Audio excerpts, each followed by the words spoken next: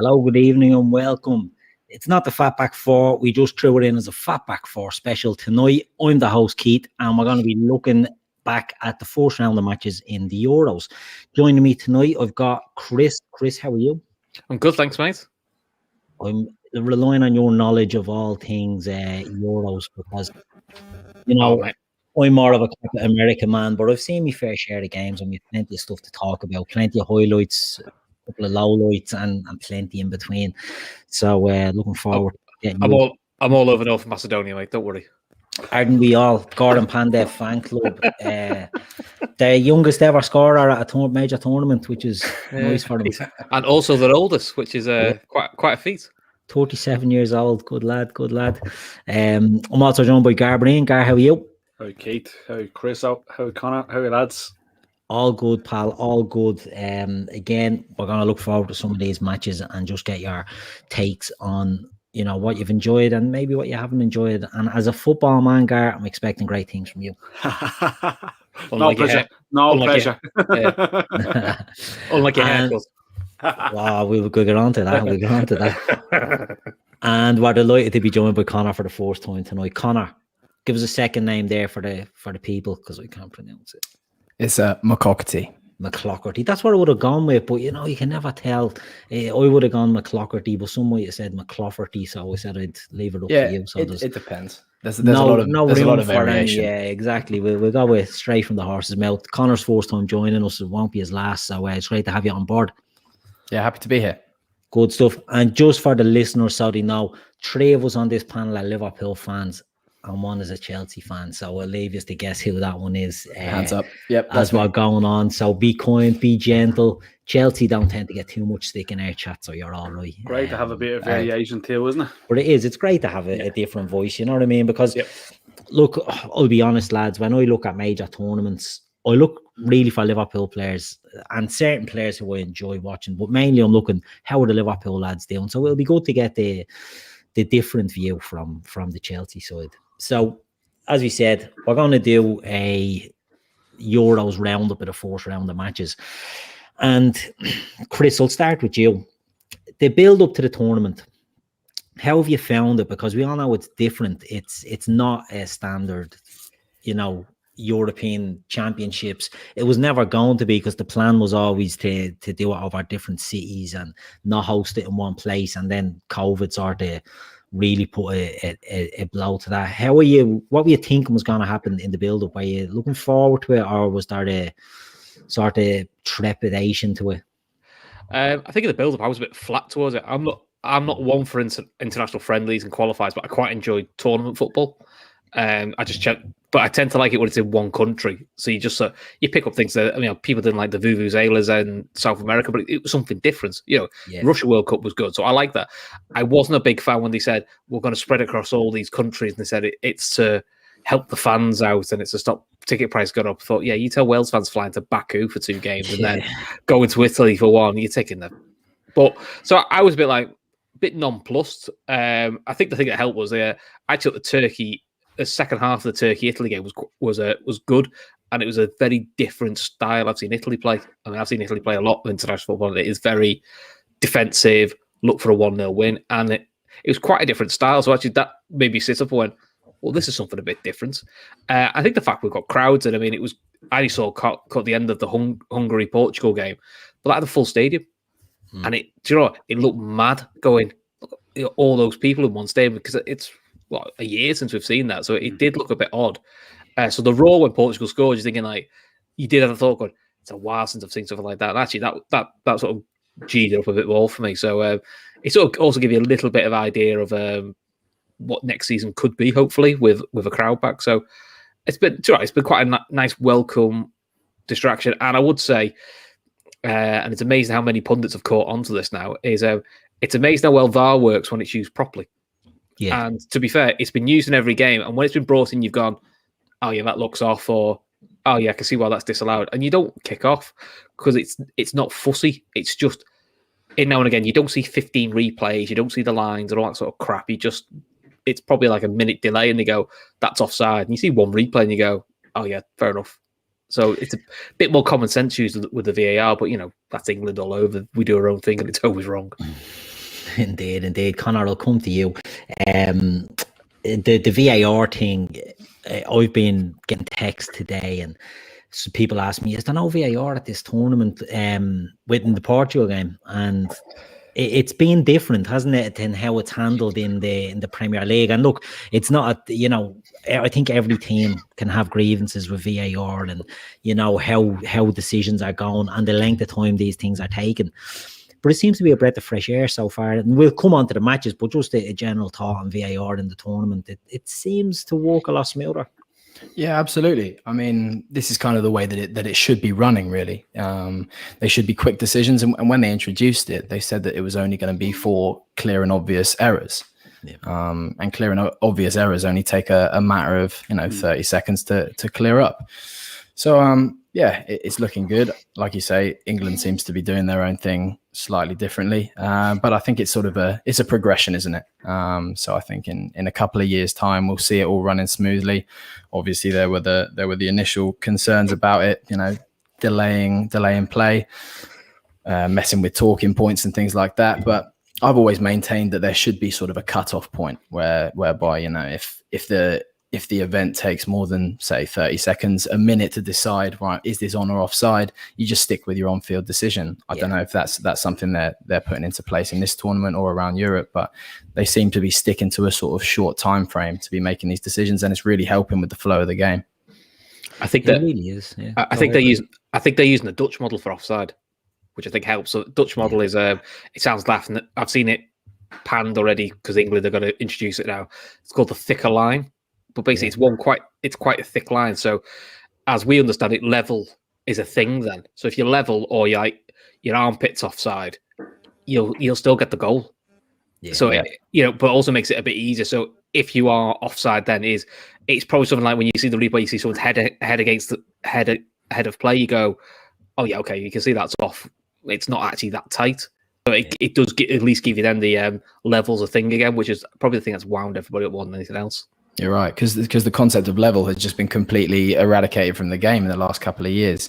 I remember reading somewhere that they use a line in the Premier League. They use a line that's 1 pixel thin. So how are you ever going to have a sort of dubious call as to whether he's level or not? Everything has to be debated over. So it's madness. It's madness. But look, they seem to be doing it a lot quicker, a lot smoother in this tournament, which is good to see. So we're Gar, I'm gonna come to you now for a sec. We're gonna start on Group A.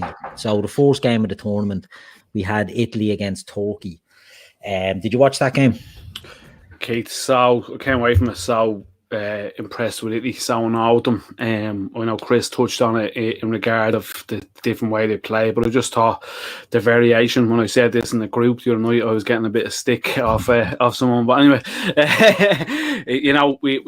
you're used to Italian fullbacks. You're not used to bombing on and bombing past wingers at time. I just thought their variation, the way they were coming inside the centre mid, invert is the posh word we like to use these days. So let's go with that.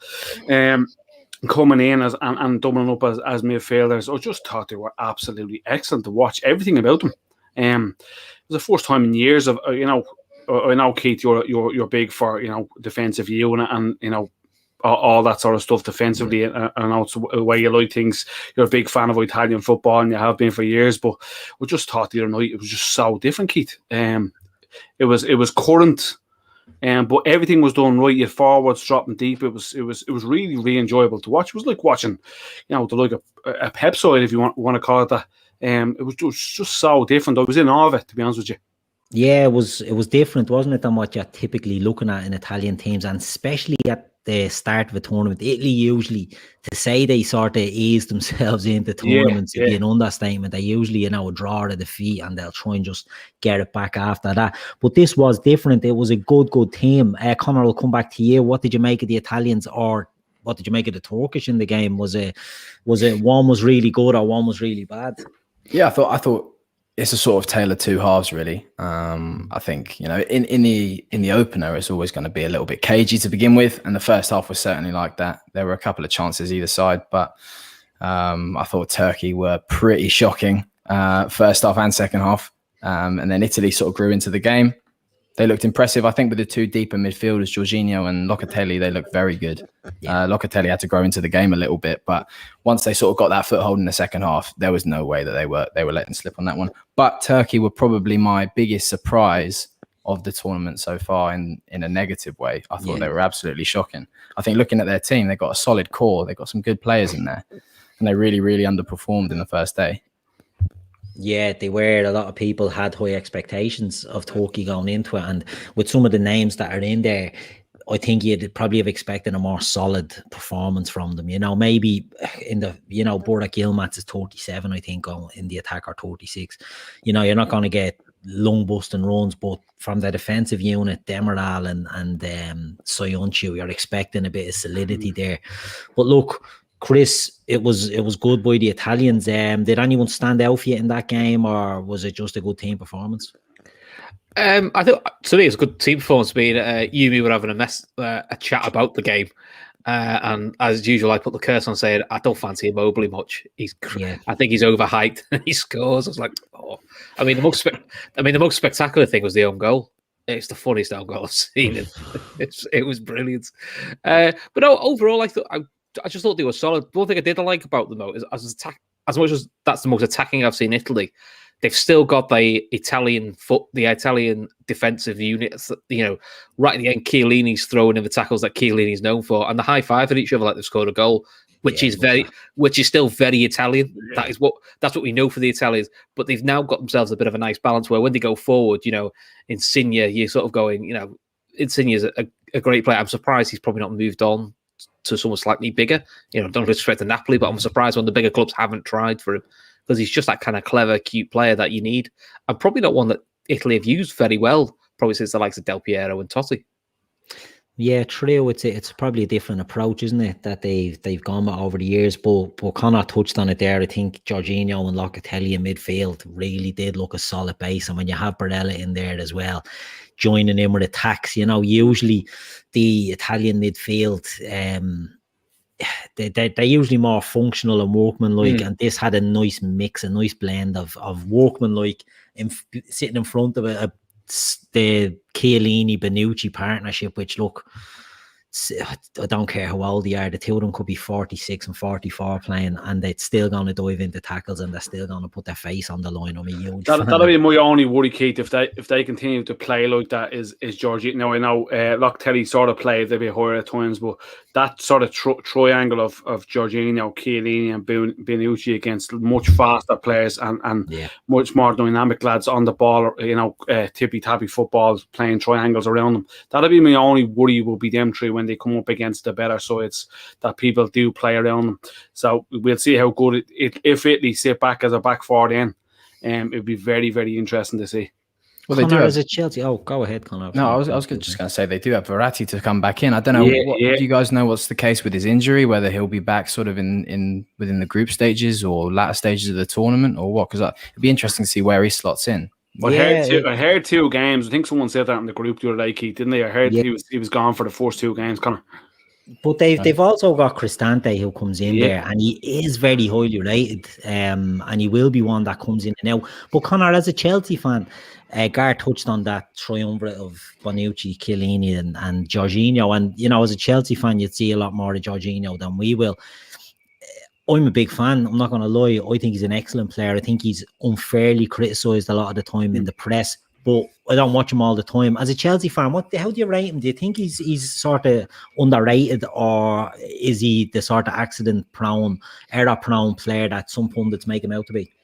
I think he's a very polarizing player, and that's because he's got massive deficiencies, but he's also got huge strengths to his game. He's incredible under pressure. He's got a good way to pass, and that sort of short tiki-taka type passing. He's very good at that. His passing range isn't too strong, really. He tends to underhit the ball quite a lot, but his main deficiencies are really in an athletic sense. So sort of if you've got quite an open, expansive system where you've got attackers making runs at him and runs either side of him, he can be exposed quite easily. And that's why we saw that sort of thing from Lampard's system. Whereas under Tuchel, especially in the Champions League, he's looked incredible next to Kante, who can sort of push forward and roam a little bit more, which I think that's the role that Verratti or Barella will play when they're next to him in the Italy side. It gives him license to be a bit more compact, have his own zone, and that really plays to his strengths rather than highlighting those athletic deficiencies that he's definitely got. Yeah, indeed. He's a good player, I have to say. I'm a big fan. Avi's thrown in a super chat. Nice one, Avi. My man, walking away, lads, but wanted to see my little bro Conor make his debut. Love you, mate. I assume he's saying he loves me, but it could be you, Conor. So, look, just it's definitely not me. It's definitely not you. No, it's definitely not you. But nice one, Avi. Good to have you joining us, even if you're on the other side of the camera. But it's interesting. Before what we're going to do, lads, we're not going to go in depth on every match. You know what I mean? We'll talk about them. And the reason I wanted to sort of spend a bit more time on this is Italy, to me, have been one of the most impressive teams of the first round. I've been really impressed with them. And the thing, again, on Jorginho, sitting in that deepest sort of role, with the way Italy are lining up, they've got two midfield players playing fullback. Well, converted midfield players in Florenzi and Spinazzola. And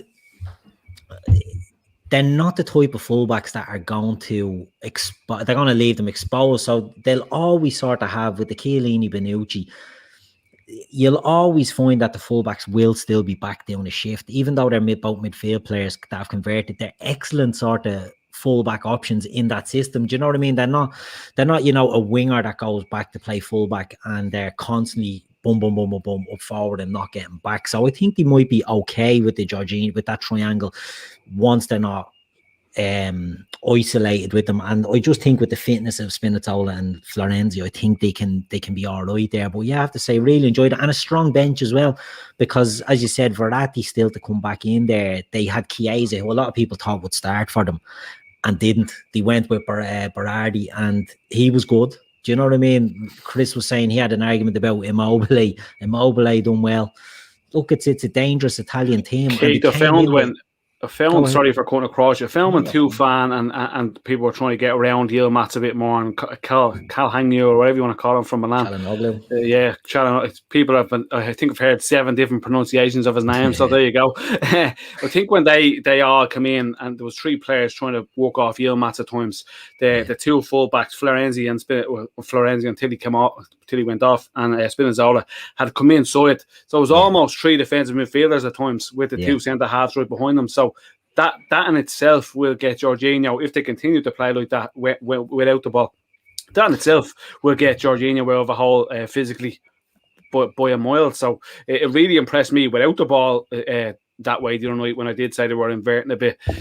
So yeah, just that could be to Jorginho's strengths, that they keep doing that if they employ that tactic all the way through. Indeed. O'Shane McGlinchey has a comment up there. Who's the alarm going off in the background? That's me, O'Shane. Nothing I can do. It's someone's car alarm. It's someone's car alarm. Do you know what I mean? So unfortunately, I've no have a word, Keith. Come on. No control over who that is. I'm just hoping it'll go off soon enough. I'll try and mute myself when I'm not talking, just to make it a bit more sort of easy on the listeners. But that's hands up. It is. It's somewhere in Dublin City that's gone bleeding mad. But yeah, Italy, I enjoyed them. Do you know what I mean? I think they looked good. Turkey, not so much, but we'll come back to them. The other team and the other game in that group was Wales and Switzerland. I'm not going to talk too much about that. It wasn't a great game, in fairness, unless anyone has any standout comments on that one. I thought Danny Ward did well. He was very good. For a lad who's never played in the Premier League and was Liverpool's number 1 for 6 days, to be fair to him, I thought he did quite well. Yeah.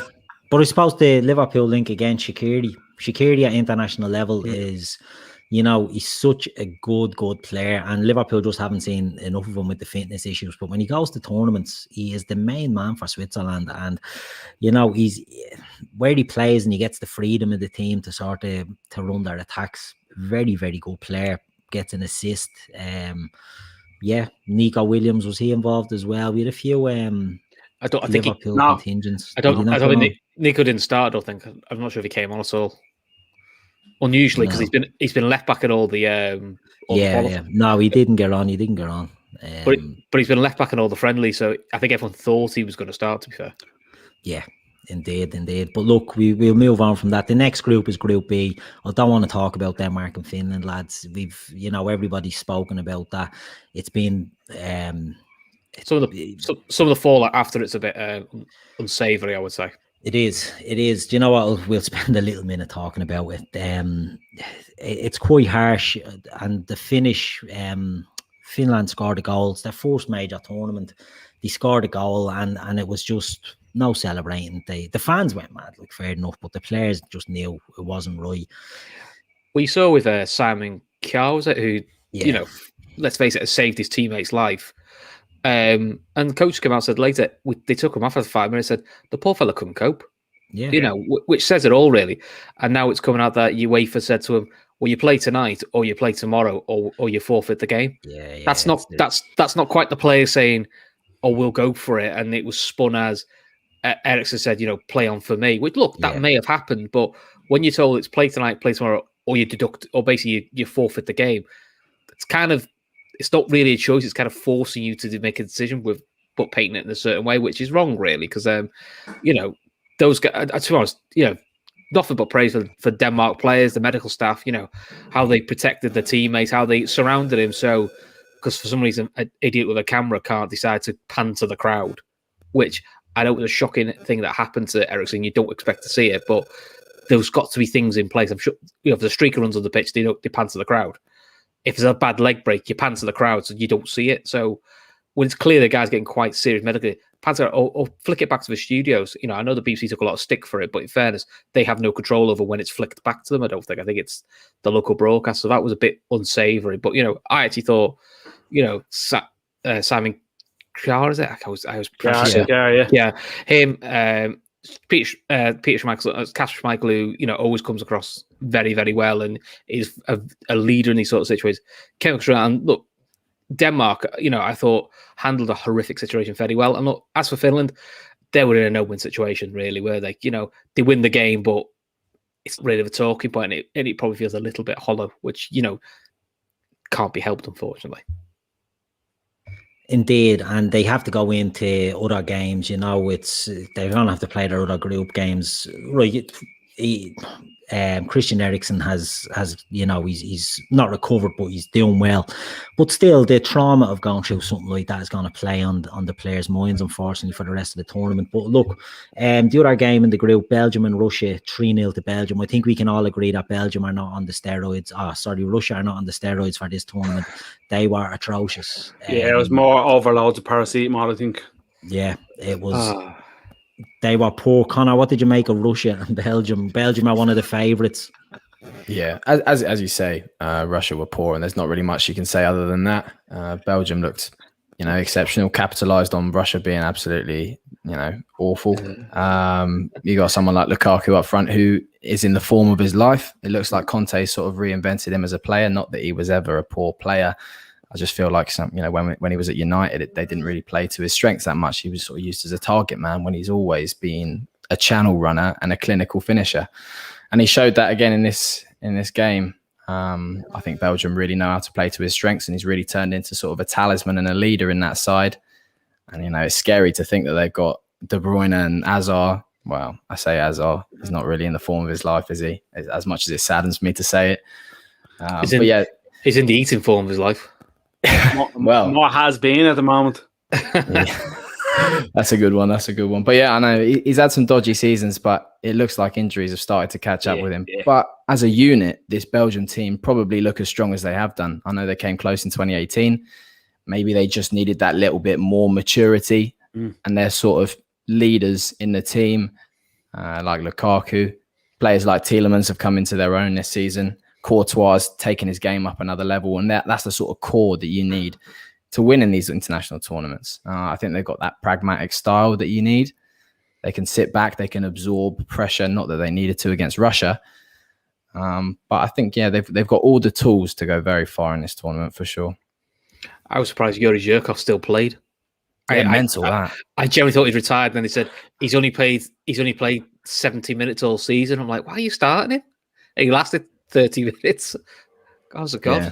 That's one of the best. Things. One of the best things about these international tournaments, isn't it? Seeing these old boys coming out the woodwork. You got Seb Larsson playing yesterday for Sweden. Very well as well, to be fair. He's busy. But Seb Larsson still looks like fit though. Yeah.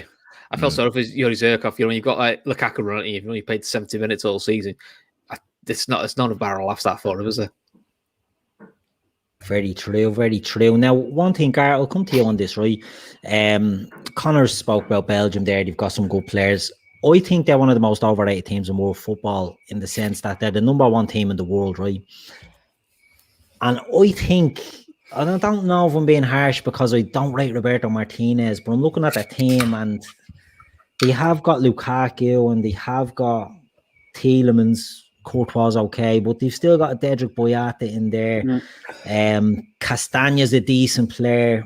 He won't be playing again after that injury. I don't think so. Meunier comes in, but Meunier comes in, does okay. He's an okay player. Alderweireld and Vertonghen are still there. They're not the players they were. Yuri Tielemans is an excellent player.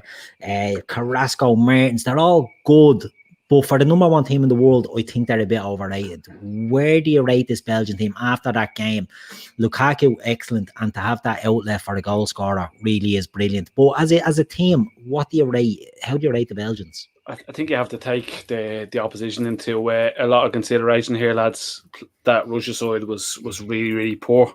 I think Lukaku just came into his own as he has been all season. His form has continued. He was a handful, and he was bound to be a handful for Russian defence. I think, Keith, you're bang on. I think they get found out with Boyata, Alderweireld and Vertonghen at the back. There's a mistake in each of them all day long. Thorgan Hazard's playing as a wing back, isn't he? He's been doing well for the last couple of seasons. Then Donker worries me at times. I think he's very slow at times. If they're going to rely on everything to go through Tielemans, I'd be quite worried because he's not on either side of him. As you say, there's good players, but I just think after seeing what Italy can do as a unit, and good players being made look a hell of a lot better, to me, I just don't think... Listen, I'll probably get pied on this, but I just don't think Belgium do anything in this. The international Leicester City. They're pretty. Yeah. They get there about like quarterfinals, maybe semi-finals, but you never quite believe they're going to fully go all the way to it. That's how I feel about them. Yeah, and a lot of Leicester influence there as well, I suppose, in the team. But look, it's not to dig them out. I think when you go into a major tournament, if you have a goal scorer, you have always a chance. And I think they have got, in Lukaku, I think they have an absolute threat that you can't give goals up to like the Russians did. They gave them, easy goal to score to get them on the way. And De Bruyne is still to come back, isn't he? He's in the squad still, and he's back fit now. He's playing with the same injury that Castagna got. Obviously, it's it's a couple of weeks since he got a couple of weeks of recovery, but he's going to be playing with a mask and all on that. And the only thing I would say is the mindset of Finland and Denmark. I don't think it's going to be a rough, and there's not going to be much roughhousing. So maybe they can ease their way into the tournament and get through the group phase as is expected and see where they stand then. But it'll be interesting. Like I said, it's not that I don't rate them. It's just for the number one team in the world, I don't think they're that good. You know what I mean? But it is what it is. The next thing now we'll move on to is Group C. Austria and North Macedonia. Chris, Gar and Pandev. What about it? We had some fun with Grizz, didn't we, with that? We did. For anyone that doesn't know, and Conor, you won't be aware of this, we done a draft show. We do a lot of drafts on the pod, and we try and make them a bit mad. And we done one before where it was pick a Champions League winner but they have to be, you can only have 1 or 2 nationalities repeated over 4 teams. So we'd all take a turn and pick a player. And Grizz you got drawn a number, and Grizz's second pick was a forward. So you could pick any forward who won the Champions League, and Grizz picked Gar and Pandev. And it was the second forward out of the whole thing gone, and he went for Gar and Pandev. He shit himself. He went for Diego Milito, I think, and he'd already Argentina were gone, and then he panicked and went for Gar and Pandev. He just had that Inter team in his head and went for Pandev, and we give him so much stick. But then Pandev shows up, and Chris, it's North Macedonia. It's a bit of a fairy tale stuff, wasn't it? It was. I mean, they went 1-0 down. I mean, give Austria some credit. Forget that it's North Macedonia. That first Austrian goal is technically brilliant. The cross, the touch, to control that's not an easy finish, and that would beat most keepers. So take out the fact it's North Macedonia. That's a great finish. Look, their goal, it is a bit of a balls up by the keeper, but look, their oldest player, probably the only North Macedonia that most people know, probably apart from the left back from Leeds. So Alioski. So to be fair, when he scored, it was like, that's kind of the fairy tale. And it just looked for a while they were going to hold out to get a draw. Austria's class told them with Alaba doing his Andy Robertson impression with a wonder cross to set up. But in fairness to North Macedonia, at 1-1 and at 2-1, they did have the chances. And what I quite like is they've gone, this is our first tournament, but we'll have a go. They're still defensive, but they still had to go. Whereas Turkey, who were quite an experienced side, were quite cowardly approaches. And I was a bit like, at least both Macedonia and Finland have got the idea, which is we will sit deep, but we're going to have a go. So a bit like, if we're going to lose, we'll lose fighting. And, it was quite good to see, actually, because I actually flicked this game on thinking, poor ITV, what a first game, this will be shit. And to be fair, I was watching going, this is actually one of the more entertaining games I've watched. It was actually quite good fun. And I love watching a team where half the players are going, I have no idea who these guys are. So it's actually quite refreshing watching players going, I don't know who they are. This is good. This is actually quite good fun. Yeah, that's true. Barry Devaney says, Elmas will be a cracking player for North Macedonia. He's a player that he's a good player, and he's playing at a nice level. Be interesting to see how he develops. But Conor, I'll come to you. Did you see this game, the Macedonia goal, Pandev? Did you think it was a foul on the keeper, or was it poor goalkeeping? And can you always judge by the reaction of players? There wasn't much of an argument. Yeah, you're right. Nothing at all. And I don't think there's anything in it, really. I think nowadays keepers are a little bit too protected when it comes to fouls within the box. You see those ones at the corner, any slight touch on their back and the keeper goes down, parries the ball. Even if he fumbles it without a touch, it's typically given as a free kick. I don't see any foul in there. I think when you're a keeper and you're coming out for a ball in a 50-50, you got to be assertive, don't you? And he fumbled it straight to Pandev. Popped it in the back of the net, and good goal for me. If they'd ruled that one out, there would have been uproar, wouldn't there? Yeah, true. With Gar, I was watching it on RTA over here in Ireland, and Liam Brady was adamant that there was a foul, and he was quite incredulous that Ray Houghton didn't agree. So it didn't look, as I said there, if there's no reaction by the keeper or by Alaba, I think it was Alaba, was it, that was in the mix? Neither of them are shouting for a foul, and I think that says all you need to know. I think it's Conor's just being bang on there. The keeper needs to come. The keeper needs to be more authoritative in the story. I think our local media are just trying to have a little row on together to make it look interesting. But no, it was poor goalkeeping. End the story. And as you said, the reactions of others around the situation told everything. We know a few people have commented, but lads, I'll tell you what, I really like that Sabitzer lad. Very, very, very good player. Yeah. I heard rumours he's gone for 30 million or something. 15 million. 15 million, is it? Jeez. Yeah. That was 15 million. Spurs have been after him for a while. Absolute bargain. The fella is excellent. Technically, he's busy. He can knock a ball around. Really, really impressive. For 15 million, Jesus Christ, I'll be snapping the hands off him. That's the rumoured figure, is saying 15 million euros. So, if that's the case and he's available for that, you think you'd be all over it. Is there a contractual thing there? Has he only got sort of a year left or something? I think that's what it is. I think he's going into his last year, and I think it's a case of, you'll get him for a smaller fee for that. And he won't be short of suitors. Do you know what I mean? Yeah.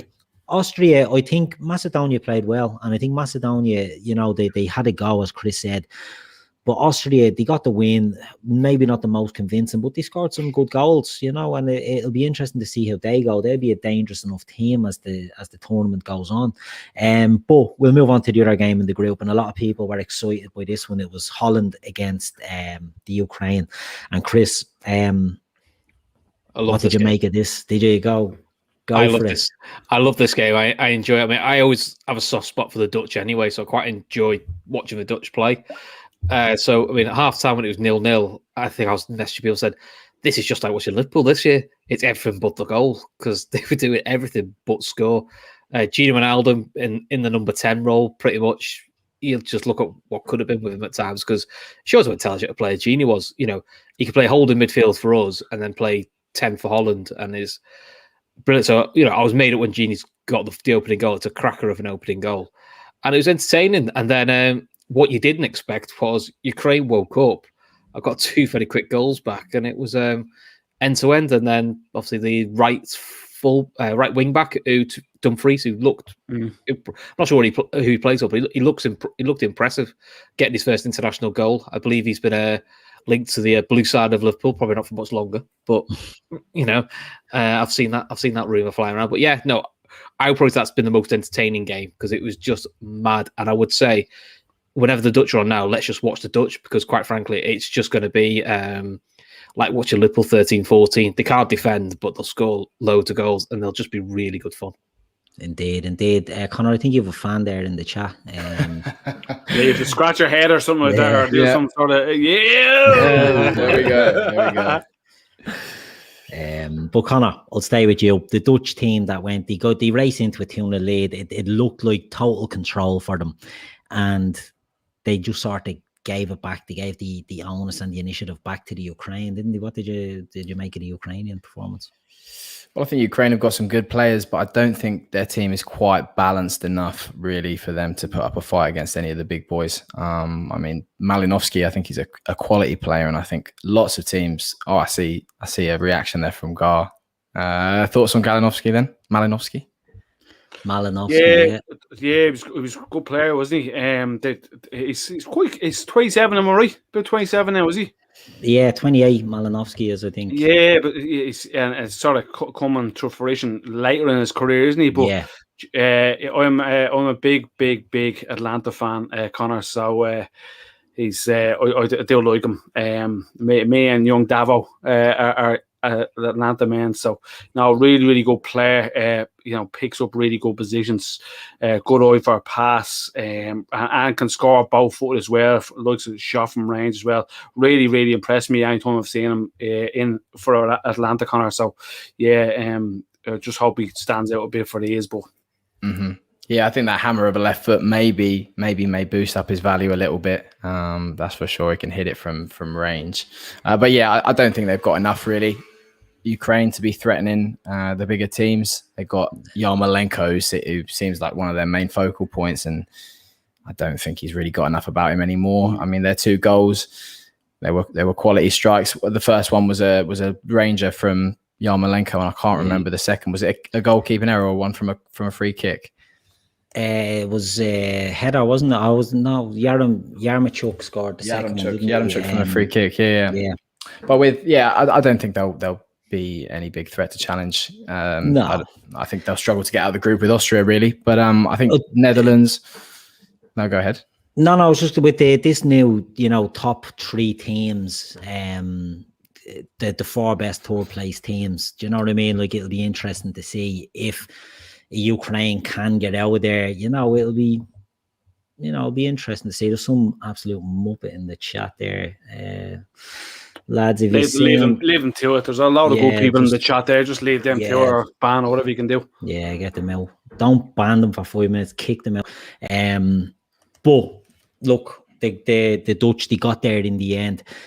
Dumfries, Chris, you mentioned Dumfries there a minute ago, and he had a good game at right back for them. He was finding a lot of space, missing a lot of chances, but he looked good down the right for them. He did. He like the modern fullback, whether you play wing back or fullback. there'll be a lot of Premier League sides after him. I joked about the blue side is because I think they've been linked to him. I think that the rumor is they were trying to get it done before the Euros, which hasn't happened. So I think their concern now is with a performance like that, there will be a lot of clubs after him, which probably means it won't go under the radar then. So look, he just looked really impressive. He probably does need to work on his finishing, his composure, but I think he's only young. So, but what I saw of us, everything good. Went through him, went through Genie. So they're the two things to look forward to. But yeah, I can't wait for the next Dutch game because I just think it's going to be another mad game. His end product could have been a bit better, especially when you got someone like Andy Carroll up front, aka Veghorst. He's a unit. He's a unit, isn't he? Lads, did anyone notice? He just kept running into people. The guy goes around running into people. He's actually like that rock lad out of the Marvel films. He just goes running into people. Unbelievable. But listen, if you want to get the best out of him, you need to have good supply from the fullbacks. And I just think Dumfries didn't, for me, with all that space he had, he just didn't do enough with his pause for a supply function to aka Andy Carroll, the Dutch Andy Carroll, Veghorst. Conor, what did you make of Veghorst? Were you a fan or not so much? Yeah, I liked him, and I think he'd be a useful player for any top team. I got shades of Giroud from him, even in the way he moved, the way he sort of carried his body, those sort of slightly uncomfortable touches from him. Maybe he almost looks like he shouldn't be a professional footballer, but he's effective, isn't he? He did a job, and he scored bags of goals for Wolfsburg this season. So I like the way they play with a big man, little man combination up front. I think Depay will do well this tournament. I think he'll score quite a few goals, but I do think they got some big holes in their team. I don't think that midfield of De Roon, Wijnaldum and De Jong, on paper it looks all right. I don't think De Jong has enough about him yet to make a huge difference. I think when I'm looking at an international team and I'm assessing how far they're going to go in a tournament, I'm looking at how compact they are as a unit in defence. Don't know if they have that just yet. Do they have an elite creator? Who's the creative force in there? Is it Genie? Is it De Jong? Is it good enough? And do they have an elite scorer? Depay, he's got a few goals, and Veghorst, they might get enough between them, but I just don't see them having enough, really.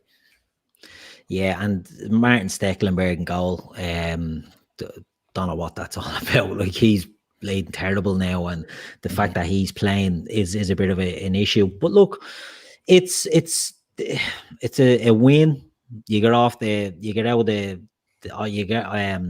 the ground running, and you get off and get your 3 points. But there's, to me, with this Dutch team, there's shades of the old Dutch teams where there's going to be sort of an implosion in the team. And I don't know if it's because Frank de Boer is the manager and Frank de Boer has previous for this. I don't know if there's that unity that's been in the Dutch squad for the last few years. Now, I could be wrong on that, and maybe it is, but for some reason, I just have this thing about them that they're going to make a balls of it, as a team that are expected to do well, that they're going to just...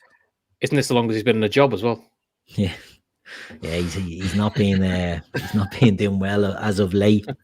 But look, I think Big Verge is due to join them soon as well, isn't he? Yeah, he's got his Portuguese rehab, so I'm sure he'll knock a few heads together. A bit of leadership in there will be good for him. So it's good to do that. It's good that they can bring a player like Van Dijk in there and give that. Right, he can't play, but he's a calming influence, and he has got leadership quality, so it makes sense to bring somebody in like that. But look, we'll see what happens. Maybe I'm wrong. I like Holland. I like when they're on form, they're a good team. I don't know if it's the orange kit that does it, you know what I mean? It's like Brazil in the yellows, you get a nice vibrant Holland in the orange. I'm a big fan of that sort of nonsense. But speaking of England, we move on to Group D. Conor, I'm going to start with you on this one. England against Croatia. We get accused a bit on this of sort of baiting England because, look, we're not England fans. We're not English. Predominantly, we're not an English podcast. We're predominantly Irish. But, as an Englishman, proudly wearing the colours there, what did you make of the game and the team selection? And, a win is a win is a win. How did you find the performance and the team selection for England? like you mentioned, I mean, the most important thing is the win. You know, it's a Croatia team that have some good players in there. When I looked at their team on paper at first, I didn't realize how many quality players they've got in all sorts of positions. You know, across the back four, I know sort of you could look at Vida as quite a weak spot. Not too sure about the keeper, but they're a decent team. They've got excellent options in midfield, and they got, you know, I think Andre Kramaric up front is a dangerous player who can hurt any team. So I think, getting a win against them is the most important thing, and we did well to manage that.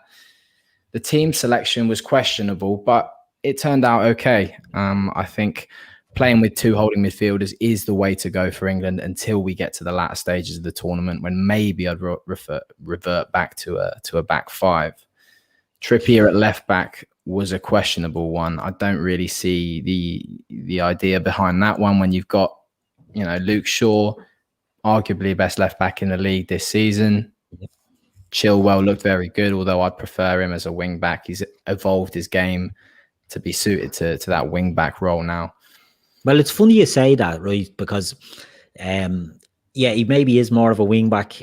Luke Shaw probably better as a wing back. But they're about left-footed fullbacks, you know, by their nature. Surely they're a better option than a right-footed player. Now, Trippier wasn't bad, but he wasn't good. You know what I mean? He wasn't. He wasn't. You have a right-footed player playing on the left. They're constantly going to be cutting in. Whereas if you have Chilwell and Shaw, you're going to get quick delivery from the wide positions. It was a weird one. And with Reece James on the other side, did you feel he could have got a shout? I know he's mad for right backs, and he does have a few of them. But did he get the fullbacks wrong? Because Kyle Walker was atrocious, absolutely, in my opinion. Absolute muck. He wasn't even that good. But the selection, and I know, sorry if I couldn't across you, lads, the selection is the thing that interested me, because Conor, you touched on it there. You look at that Croatia team and you see a midfield three of Kovacic, Brozovic and Modric, and you're thinking, right, they will dominate Declan Rice, Calvin Phillips and Mason Mount. They were so poor. You know, Croatia were so poor. And I mean, Declan Rice to me is a hugely overrated player. You may feel differently. I think he came through the ranks at Chelsea, didn't he? And they're linked with taking him back. I think he's a weak link there in that England team personally, but they never bothered him. Croatia never got a sniff on them.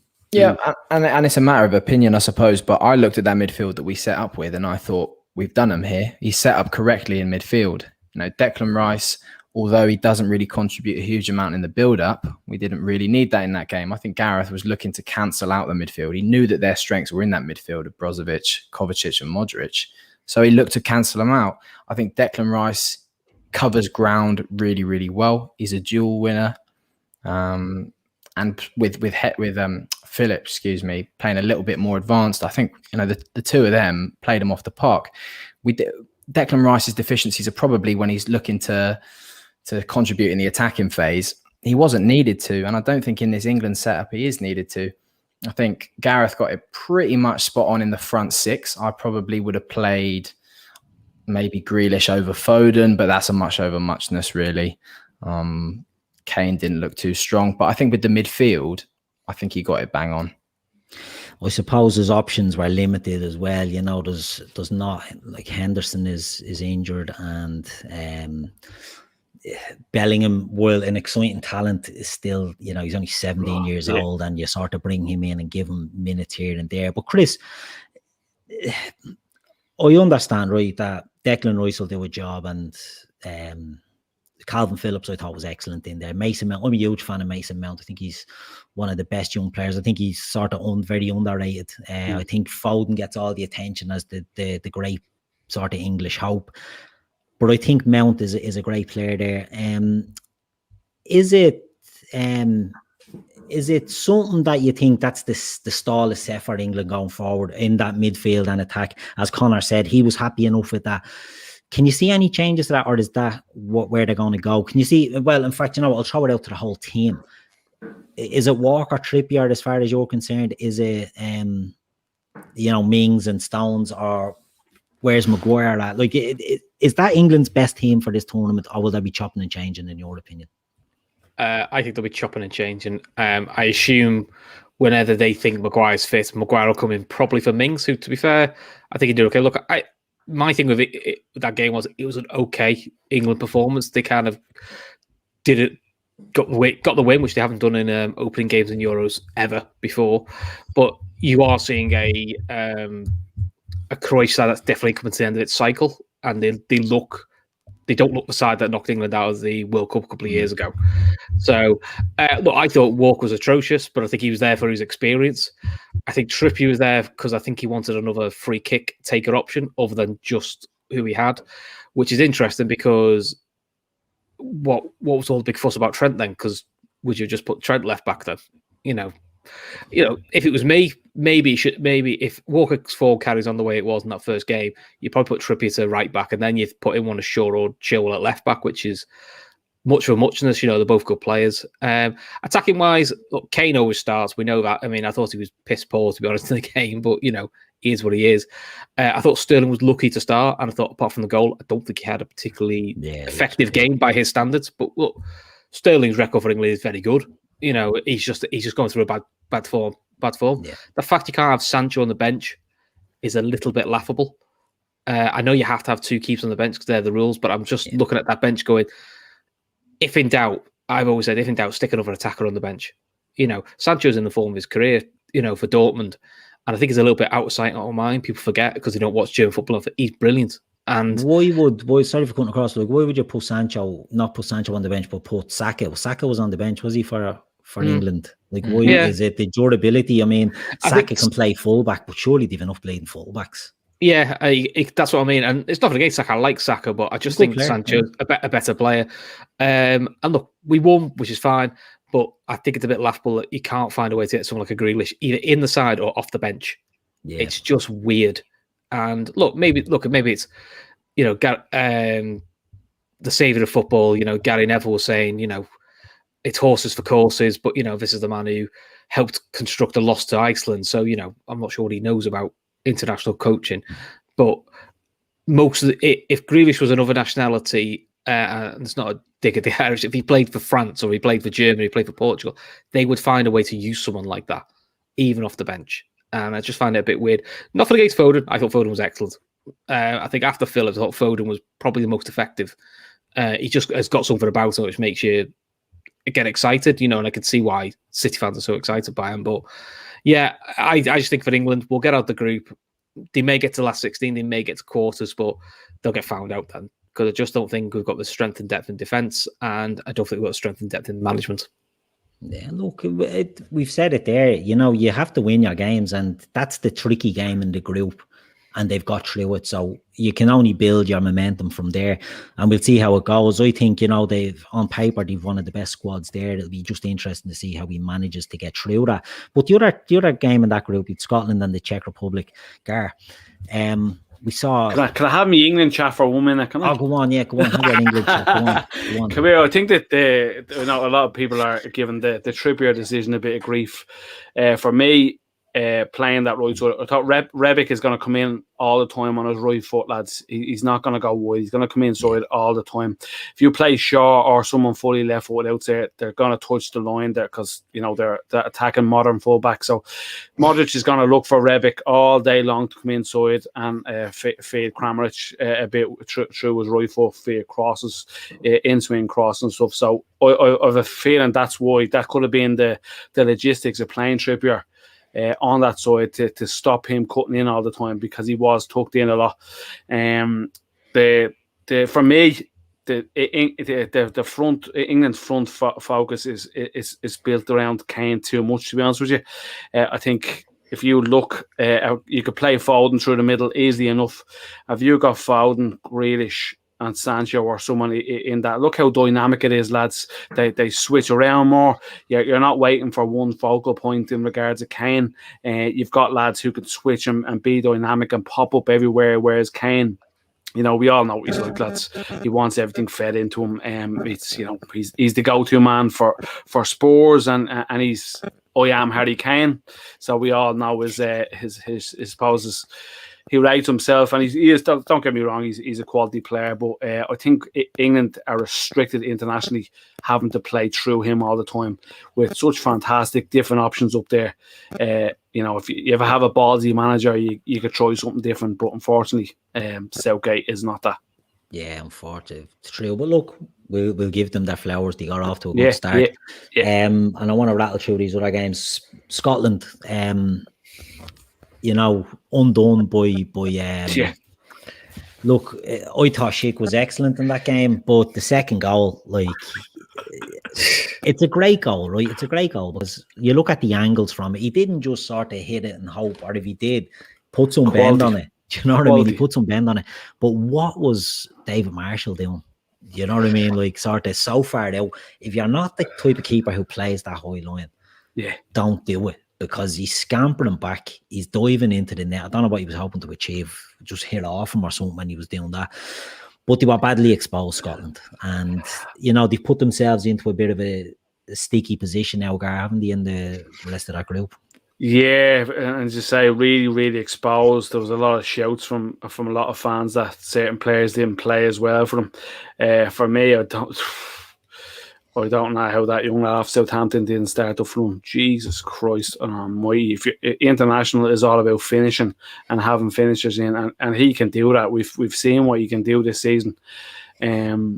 But for me, everything good went down Scotland's left-hand side from Robbo when, the chat is blown up here with Robbo. He was excellent, to be fair, and everything that came out of it was good. His crossing was quality, but there was just no one in there to finish at times, and some people looked off. A lot of people slate McTominay. I thought he was awful the other night, but he's had a good season at United, to be fair. And he's not bad. He's a box-to-box midfielder. He's got energy about him. He can score a goal too. But just there was a lot of things that just didn't add up about Marshall. What I thought was awful. The fans are now asking for Mr. Chelsea to go in now. All TalkSport spoke about today was him starting, and there's a lot of hype for him to start. He's excellent. Billy Gilmour. He's really, really good. Hasn't got a chance at Chelsea, to be fair. And listen, he's in amongst a quality squad. So let's be honest, your chances are going to be limited. Probably should have went on loan, but listen, now is the time. He's with Scotland. He should be given a start, in my opinion, next game. Yeah, it'd be interesting. I'd give you a shot on Billy Gilmour there, Conor, but I want to rattle through these other games, right? So, no, do you know what? Go on, you're a Chelsea fan. Fair, have a go, Billy Gilmour. I could talk for hours, so you might have been right to cut me off there. But no, I think he does deserve a chance. You're right, Gar, in that McTominay didn't look good, but he has his uses as a player. He much like Rice, he's a dual winner. He'll cover ground like nobody else. And when you're playing those big teams, when I'm watching you, when I'm playing against United, or when Chelsea are playing against United, McTominay is one of the players who scares me most because he eats up the ground and he wins the ball back. And when you're playing against possession heavy teams, someone like that, he's a necessary tool to have in your squad. And I think someone like Gilmour playing a bit more advanced will really complement him quite well. Whether he plays that role or if he plays a 6 slightly deeper, I personally don't think he's a 6. I don't think he's robust enough. I don't think he can cover the ground. Mm-hmm. But in a slightly more advanced 8 role, he's a really creative passer and he can make opportunities. And that's what Scotland were lacking. If their principal creator is Robbo on the left, you need something central. Yep. And Shea Adams is a good channel runner, and I think him and Gilmour could create well together. So I think I don't blame Clark for not picking him in the first game in their first major tournament in so long. He's only 19, so you can understand the decision. But I think in games moving forward, he would be wise to pick Billy and put him next to McTominay. Yeah, indeed. So we'll move on quickly. Poland, Slovakia. I have Poland in the sweep for this. Disgusted. They let me down bad. 2-1. Red card. Nightmare. Slovakia. Get out. Terrible. Then Spain and Sweden. What we going to say? Oh, Jesus. It was a good winner. Yeah, it was a good winner, though, wasn't it? Yeah, it was. It was nice, Good. Slovakia aren't a bad team, They've got good players there, but look, Poland let me down. Spain, Sweden, lads, 0-0. They're breaking records for the bleeding amount of passes they have. It was terrible. I can only tell you about the first half because I fell asleep. That's how good it was. Possession football's all great, but it's got to have some purpose. It was dull. And Morata does what Morata does, which is get offside and miss sitters, which was quite funny, really. Yeah, it's a you like Conor. You had Morata there. He's a bit of an enigma, isn't he? Like he goes to all these big clubs, he gets all these big moves, but he doesn't look like he has the required quality for the top level. It's incredible. It's incredible. His agent, I mean, you know, he's doing a bloody good job, isn't he? Fair play. Juventus, Atletico, Real, Chelsea it's obscene because he's not looked like a starting quality striker at any of those clubs. Yeah. You know, he's got good characteristics in his game. He's good aerially. He can play as a target man and link up quite well, but Jesus Christ, his clinicality is non-existent. Now, you see all those debates about Morata or Werner, they're two peas in a pod, aren't they? Yeah, he's a good number 2 striker. His best sign was at Madrid, but that's when he was coming off the bench for the last half hours or in cup games. That's kind of what he was good for. I think he's believed his own height that he's a starter, because whenever he started, he's looked crap. Him and Chuba Motang definitely have the same age. They definitely have the same age. I mean, fair play to him. He's gone from Stoke to PSG to Bayern. I mean, that's some age in that. That is brilliant. You know, fair play to him. You know, hands up, well done to the agents. That's their section on this. But lads, I want to quickly move off that game because it was quite dull. It was terrible. The last group, the group of death. Hungary and Portugal. I watched this earlier. Hungary were very unlucky because Portugal run out 3-0 winners, and you know it was a bit flattering really that they got 3 goals so late on. But Gar, I'll come to you. Ronaldo. I mean, I thought he was poisoning the game. Ridiculous. Those times I had to look and see was he still there. It just shows you the quality of the man. Steps up. Billy Big Bollocks. He might have to bleep that out tomorrow, but however, and takes the penalty. You know, all day long. He'll eat that off you. But I have to say, Keith, the 3rd goal for me is absolute breathtaking. Little triangles from the right hand side. Played around. Hungary couldn't get near them. On the phase of play. At that stage. You could see they were out on their feet. You could see.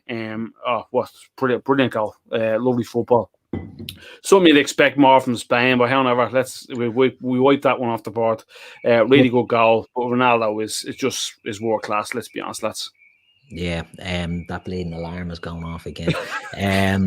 Conor, Ronaldo, he's the difference than a Morata, isn't he? As Gar said, Spain are doing that sort of move all the time, but they've no one to put it in the net, whereas Portugal have Ronaldo, and that's just the difference. Yeah, I mean the only word you can use to describe him is inevitable. Really, you know, he didn't look too brilliant throughout the game, but then he pops up. He did miss that chance early on in the first half, towards half time, I think, in the first half. But then, you're right, God. That final goal, that little link up was amazing. The way he takes around the keeper, it's just Ronaldo, isn't it? And he just doesn't seem to age. I don't know how old he is now. Was he 34, 35? 46, I think. 36, and still doing that, still performing at that level. It's just exceptional. I think with Ronaldo, you've clearly got that sort of pressure within the Portugal camp to feed him at all costs. And the players, it seems like they're sort of rising to that rather than wilting, which can only be a good thing for the team. Yeah. Indeed, it's looking promising. But then we went on, Portugal done well. Jota wasn't great, I didn't think, in the game, for being honest. He didn't have a great game. But they've a good squad there, and they've players that can come in and step in and do that business when it doesn't work out for one of their players. But the last game then of the group, of the first round of matches, was France and Germany. Chris, what did you make of that? Was there anyone that stood out for you? Was France worthy of the win?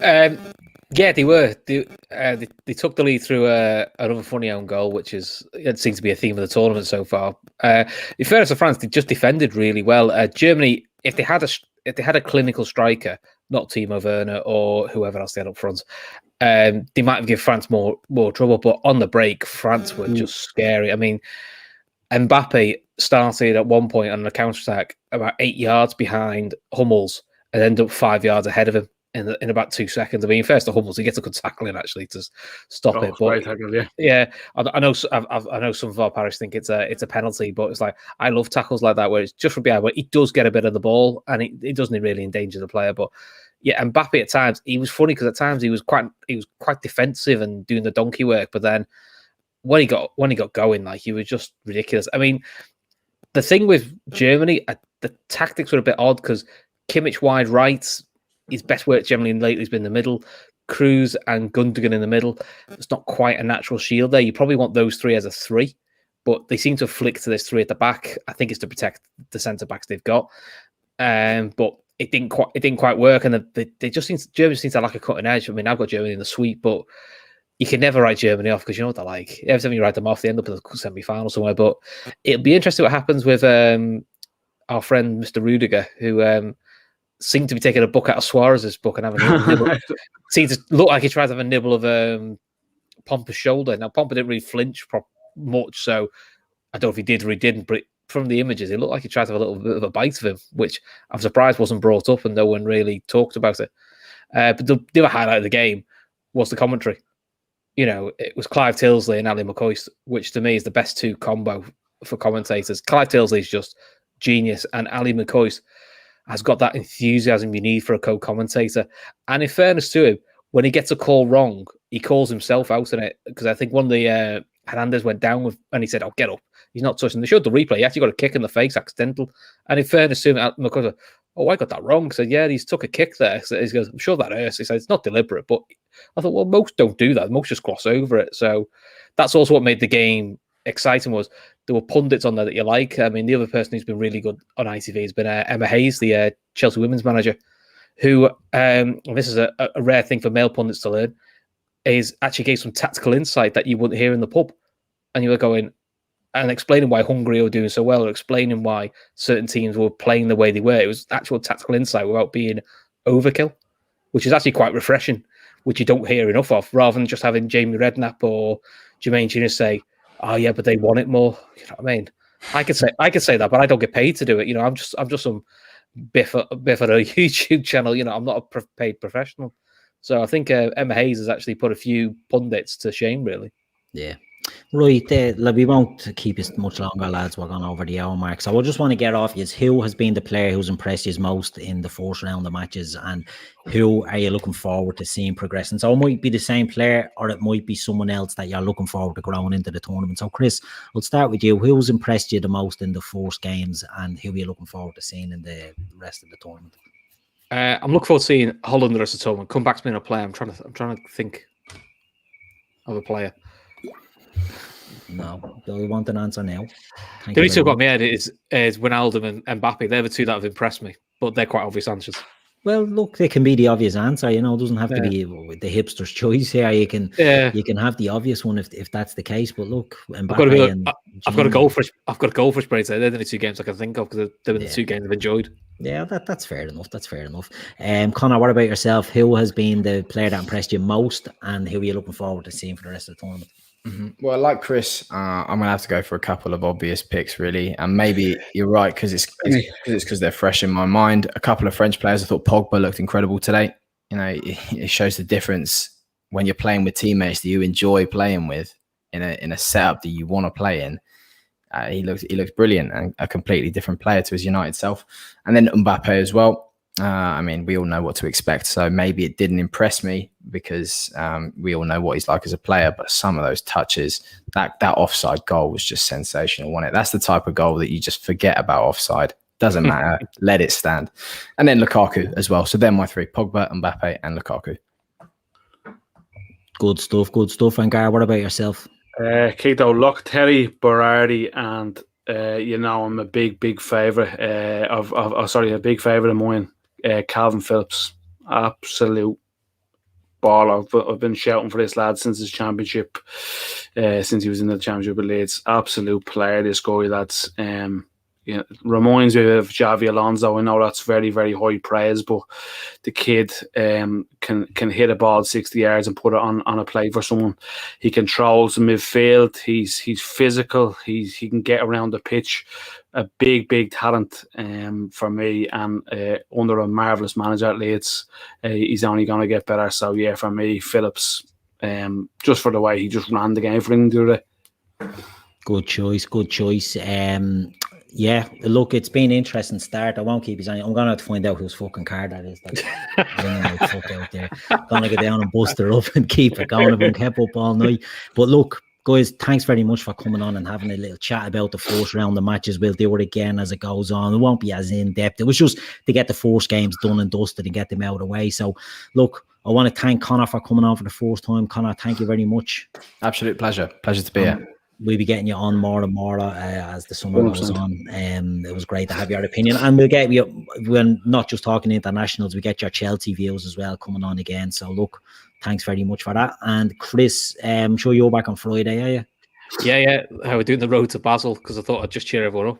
Fucking Basel, nice one. All the ones we lose. You're doing the ones we lose. Then we're doing the winners after that. Yeah, exactly. And Gar, always a pleasure to have you on, my friend. Thanks, pal. Always a pleasure to see you, pal. Conor, well done. Absolutely magnificent debut. Proper football, man. We'll forgive you for wearing the England jersey, but how not? Hey, next time it'll be the Chelsea one. So, keep dealing one on. Could be worse. It could be worse. But now, listen, we'll be back. Get on the Gav. Get him some Trippers gear, will you? Yeah, indeed. We'll sort that out. But look, I know Jamie's on tomorrow for the midweek fix. I think there's a transfer agenda show on Thursday, and then Chris will be on Friday. So plenty more shows to come during the week. But we'll leave it there for tonight. Thanks to the lads for joining me, and we'll see you again soon.